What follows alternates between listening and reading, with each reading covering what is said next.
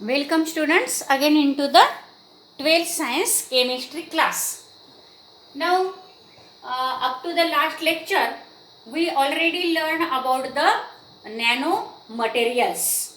How the nanomaterials are useful, what are their application and what is nanomaterial. All these we learn.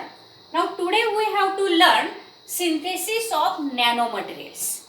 How we can synthesize the nanomaterial. We know that the nanomaterial is that material in which one of the dimension, at least one of the dimension is in the range of 1 nanometer to 100 nanometer. Now there are the three types of nanomaterial: 0 nanomaterial, 1 dimensional nanomaterial and 2 dimensional nanomaterial. Now how they are synthesized? There are two approaches of synthesis of the nanomaterials. We can synthesize the nanomaterials by using the two different approaches. There are the two approaches. The first one approach is the in the bottom up approach. Now that is the bottom up approach. And the second is the top down approach. So there are the two approaches of synthesis of nanomaterial: bottom up and top down approaches. Now this is the schematic diagram of showing both of the approaches of preparation of the nanomaterial or nanoparticles.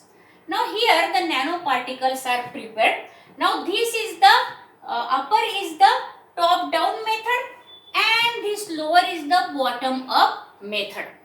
Now what is there in top down and bottom up method? Let us learn. Now in the first, that is in the bottom up approach, molecular components are arranged themselves into more complex assemblies. Now in the bottom up approaches, in these bottom up approaches, the molecular components arrange themselves in more complex assemblies, such as atom by atom, molecule by molecule, or cluster by cluster from the bottom. For example, synthesis of nanoparticle by colloidal dispersion. This is the best example of bottom up approach, that is the synthesis of nanoparticles by colloidal dispersion. Now see here, this is the bottom up approach. That is the atom or the molecules arrange themselves in the more complex approaches, and then there is the formation of the nanoparticle. These are the nanoparticles. From less size, the size increases and the size comes in between the range 1 nanometer to 100 nanometer.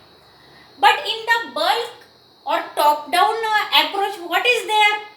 In top down approach, nanomaterials are synthesized from the bulk material. Now this is the bulk material, that is the more larger sized, that is cube or bulk material. So the nanomaterial are synthesized from bulk material by breaking it. Now this bulk material breaks into much smaller and smaller pieces.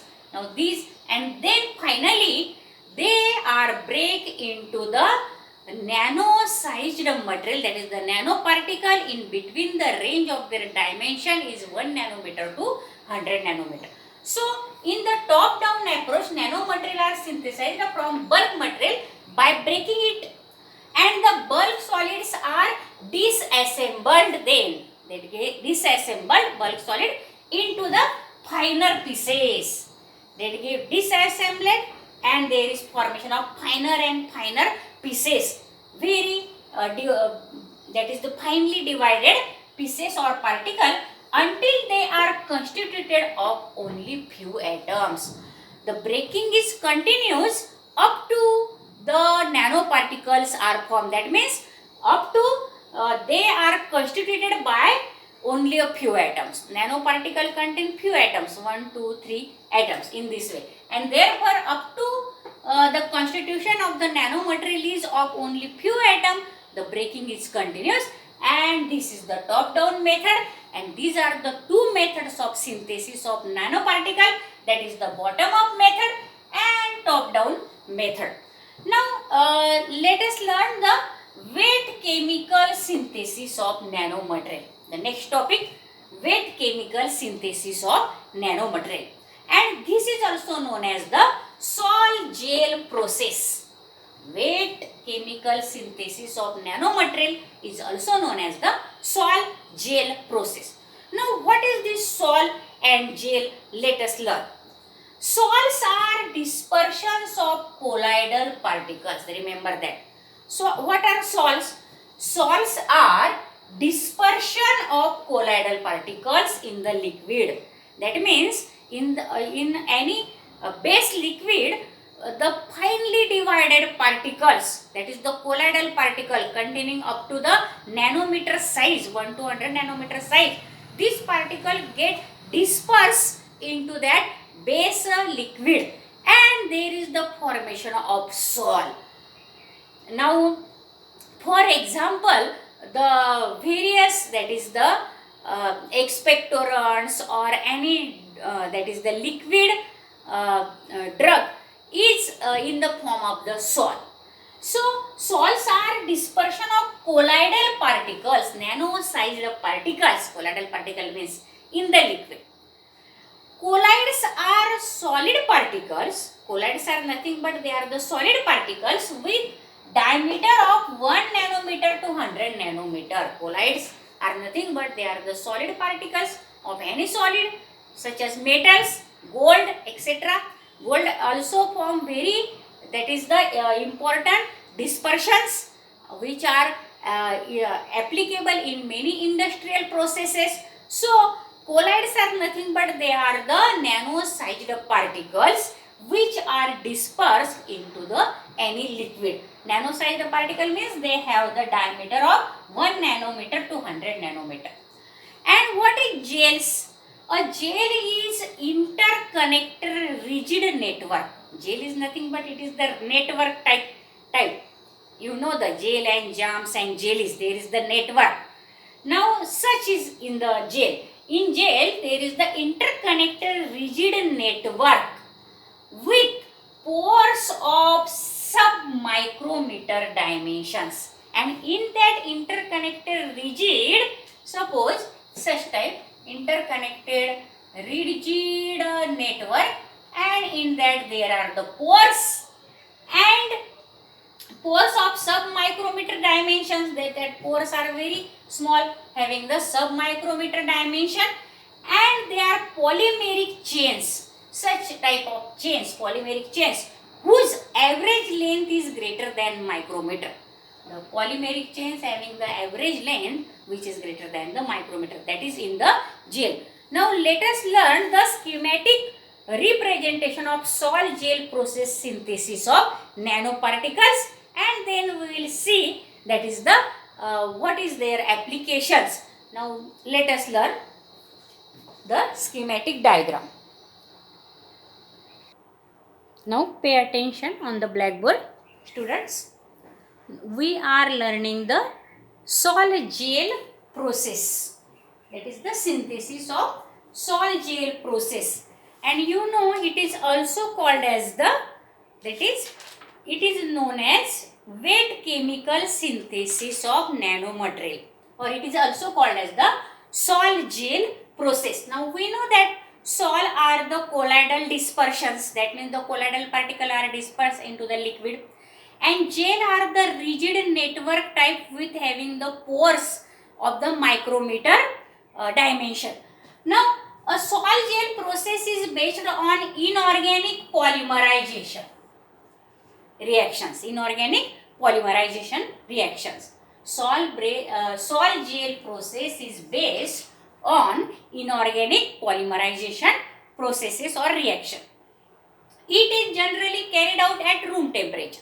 These inorganic polymerization reactions are generally carried out at room temperature, and it includes the 4 steps.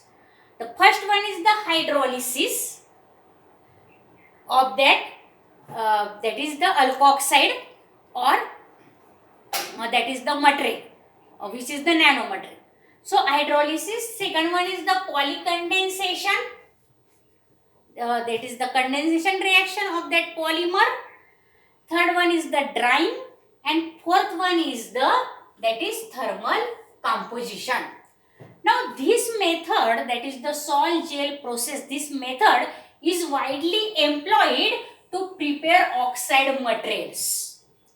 Now as there are the 4 steps in this method, inorganic polymerization reaction, now it is mainly widely used to prepare the oxide material.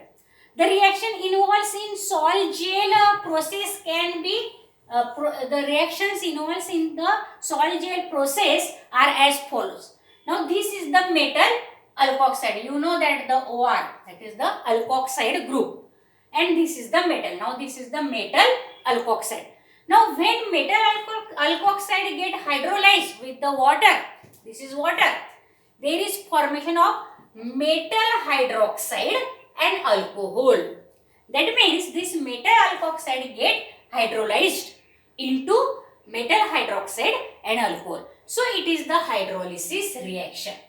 And the second one is this metal hydroxide again react with the metal alkoxides. Now these are the same, metal alkoxide. And there is formation of this metal oxide metal bond into that inorganic polymer like bond, and that is ether linkage like bond, but here there are the metals instead of alkyl group.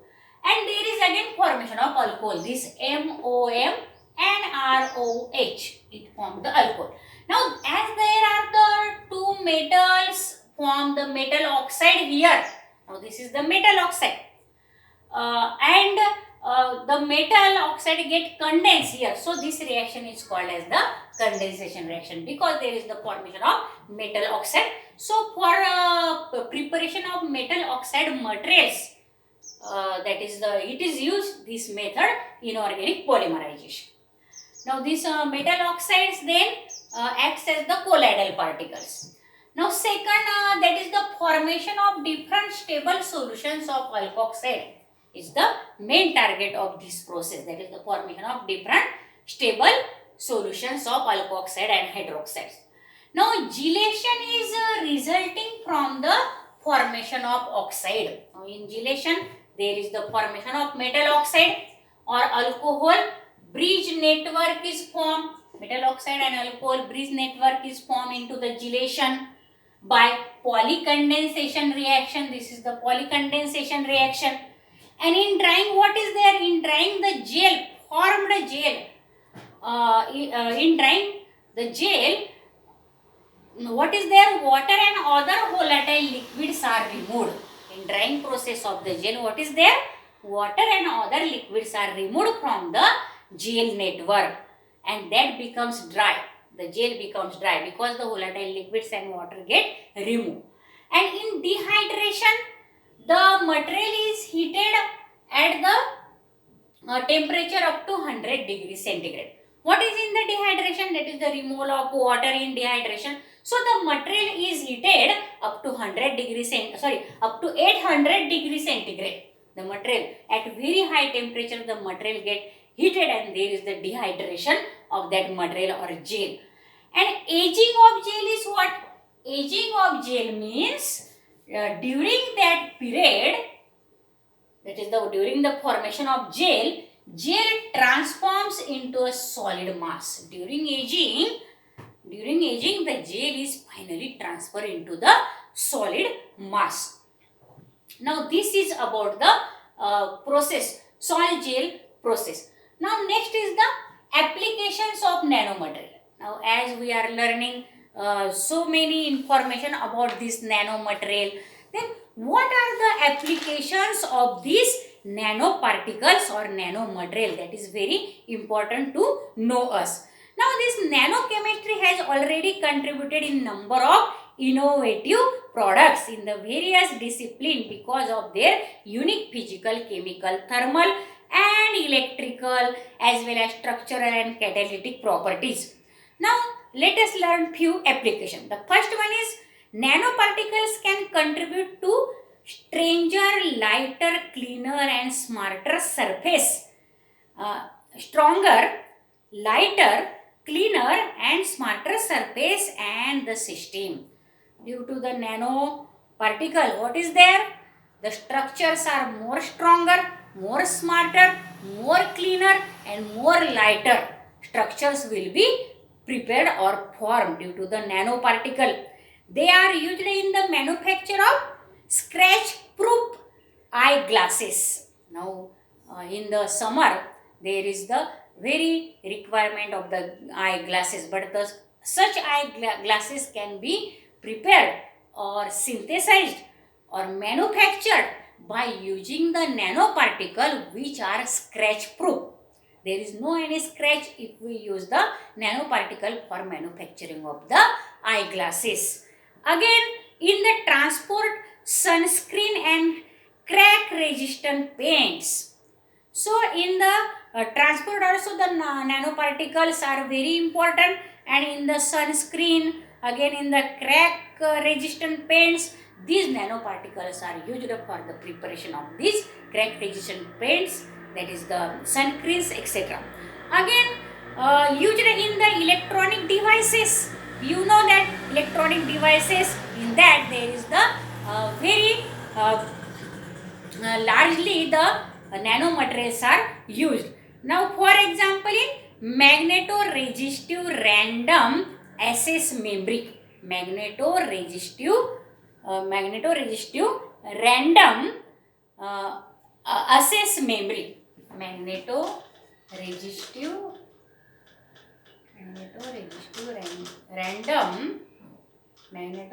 random access memory, MRAM. MRAM means, what is the long form of MRAM? It is the magnetoresistive random access memory, and this is used in the electronic devices. Remember that is a very importance of that. Again, the nanotechnology plays an important role in the water purification techniques. Now this is very important use of the nanotechnology in the purification of water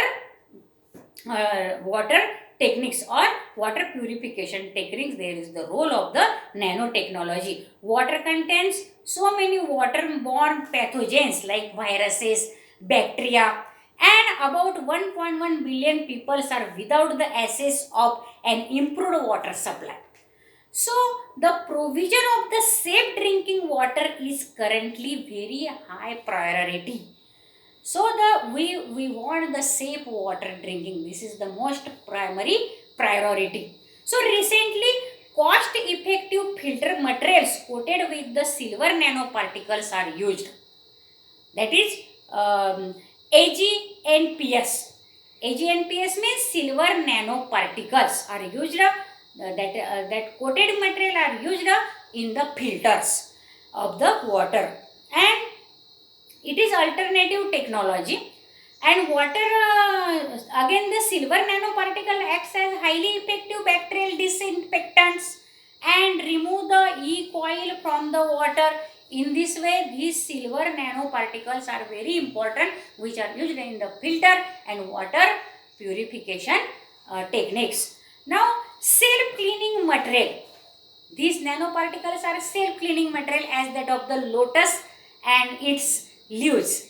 Now, if there is the dirty water on the lotus flower or its leaves, it get rolled up immediately. Such is similar is formed when we use such surfaces which are made from the nanoparticle. So, self-cleaning technique is also very important technique, and which is the use or application of this nanomaterial. Now, let us learn about that is nanoparticles and nanotechnology. Now, there are the advantage and disadvantage in using nanoparticles and nanotechnology. First, let us learn about the advantages. Now, what are the advantages of using the nanomaterial and nanotechnology? The first one is the revolution in the electronics and computing. Now, there are so many computers and there are the electronics appliance are day to day investigated, and this is only possible due to the nanotechnology or nanomaterial. This is the one, that is, there is the revolution in this computation and computing, and that is the electronic devices, because the laptops and the that is the computers, all these are the require the nanotechnology for their uh, preparation manufacturing. So there is the revolution in the electronics and computing is come due to the nanotechnology or nanomaterial. Second is energy sector. Nanotechnology will make solar power more economical due to the now the if we want to use the solar power, we have to made, that is the solar planets, but they are very expensive. But if we use the energy sector nanotechnology, then the solar power becomes more economical and their cost become decreases, and energy storage devices will become more efficient. And due to the nanomaterial and nanotechnology, the energy storage devices becomes more and more efficient. More energy can be stored due to the nanotechnology by solar plants, solar powers. Now next one is the medical field. In the medical field, there is also very advantage due to this nanotechnology and nanoparticles. Now manufacturing of smart drugs helps cure faster and without side effect. Due to the nano material or nanotechnology in the medical science, what is the benefit or advantage? Manufacturing of smart drugs which helps cure faster the disease and without the side effect. Now, this is very important. Curing of life threatening diseases like cancer and diabetes. Yes, the life threatening diseases which are very dangerous diseases, that is the cancer and diabetes. In the curing of such life threatening diseases like cancer and diabetes, the nanotechnology have the very important application or advantage. Now let us learn the disadvantage also. As there is advantage, but there are if we use this is in larger extent, then there will be disadvantage also. Now despite of the possibilities and the advancement that the nanotechnology offer the world, there also exists certain potential risks involved with the disadvantages of it. There is also risk in this, that is the use or application of this nanotechnology. Now nanotechnology has raised the standard of living of the human beings, but at the same time it has increased the pollution, which include the air pollution. So the pollution which is caused due to the nanotechnology is known as the nano pollution. Generally it is the air pollution. So air pollution is caused due to the nanotechnology, and that pollution is called as the nano pollution. This kind of pollution is very dangerous for living organism because it is the air pollution, and directly the nanoparticles can inhaled by our lungs and our nose, and there is very harmful that is the effects on the living organism. Now nanoparticles can cause lung damage. Now I told you that is directly inhaled by the our that is nose and lung. So nanoparticle can cause lung damage. Again, inhaled particle matter can be deposited throughout the human respiratory tract and then deposit in lungs. In this way, the inhaled nanoparticle can be deposited into our respiratory system and in spite then again deposit in the lungs also. Now the characteristics of nanoparticle that are relevant for health effect are size, chemical composition and shape. Now due to the size, chemical composition and on the shape, the nanoparticle can cause the harmful, that is the effects on the health of the human being. Now this is about the advantages and disadvantages of this nanomaterial and nanotechnology. Now this is the end of the syllabus, students. Now you have to prepare all these chapters very well, and you have to give the board examination will be there. Now this is our syllabus get completed here. If you have any that is the question in your mind, you can call me. Now you have the best wishes for your HSC board examination, and if you like this video also, you can share and subscribe, and told the other students also, tells them to share and subscribe. Thank you very much.